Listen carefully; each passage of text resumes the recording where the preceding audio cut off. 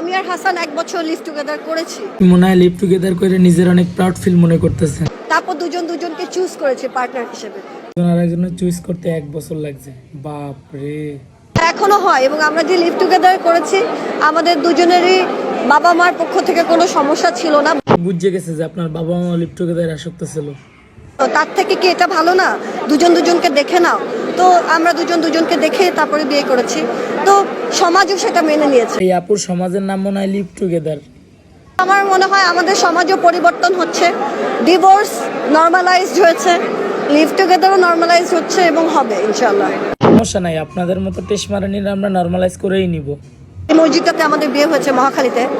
ওই মসজিদটাতে আমি আমার বন্ধুর বিয়ে খেতে গিয়েছিলাম।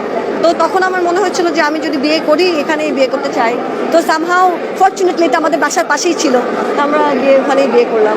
যেহেতু মসজিদে করছেন তার মানে তো সুন্নতি বিয়া, আর তাহলে তো আপনারা মনে করেন যে অলরেডি জান্নাতে চলে গেছেন।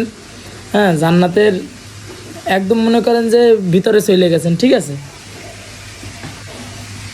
আর মসজিদে বিয়ে পড়ানো ব্যাপারটা অনেক ক্লিন থাকে, বাড়িতে হলে বা অন্য কোথাও হলে শব্দগুলো ঠিক মতো শোনা যায় না, আমি কাকে কবুল বলছি বা কি কবুল বলছি বোঝা যায় না।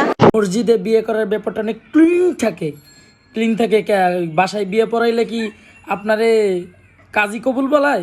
কাজীর সাথে বিয়ে হয়, বরের সাথে হয় না? মাতলামি করতে আইছেন না, ফাইজলামি। ভালো হয়ে যা।